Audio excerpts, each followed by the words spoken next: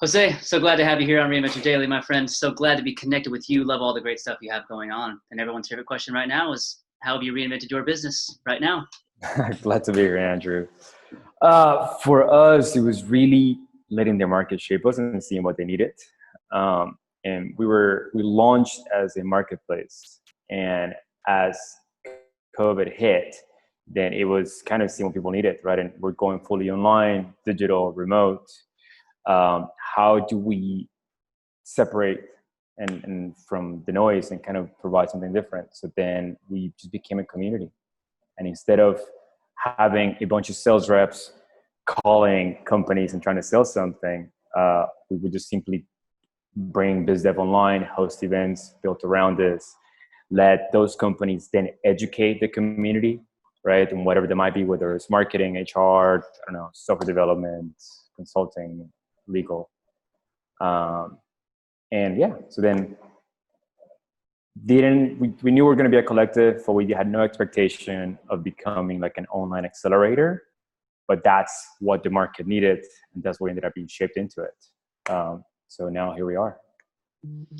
I love that, man. It's amazing to hear that because there's a real sense of community, right? Like you have, working with startups and everything that you're building, yes, there's sales and you have to sell your product and you get your product out there. But that sense of community that you've shifted in the startup world is phenomenal to hear. And I know you do a lot with scalability. I know you do a lot with helping these startups kind of get off and really collaborate more. So a question for you, Jose, is kind of on that same sense, is how should these startups, or how should people just in general rethink or reinvent the way they think about just scaling their business as we move forward? Sure.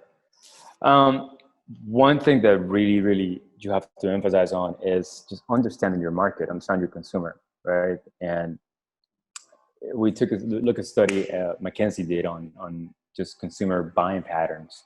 And if you look at like our parents and that generation behind, is very much word of mouth, where you get the shoes, kind of your friends will tell you. If you look at our generation, the one right before us, we grew up with the internet, right? And we saw the transition from like analog to digital. And for us, if you tell me something, first thing I do is I Google it. And for the generation after, the ones coming of age now, they grew up always having cell phones, always seeing Instagram, all these things.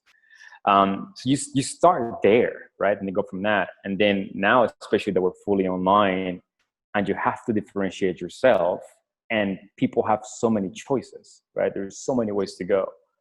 One is it has to be pretty, it has to be shiny, right? It has to be aesthetically pleasing.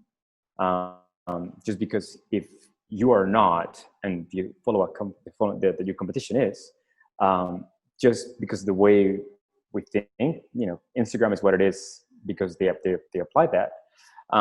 Competition is going to win, right? So it has to look good. It has to be well done.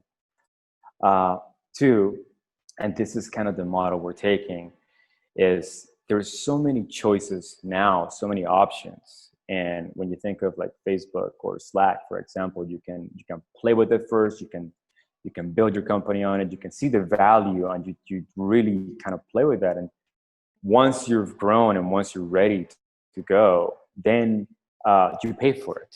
So with that in mind, that's what we do at StartupStarter, when we allow companies to provide value first. Like what do I get out of playing with you? For like our companies that do legal, that are our partners or marketing, whatever, when our founders need help and they reach out, then they get to just immediately see the value of whatever they're looking for.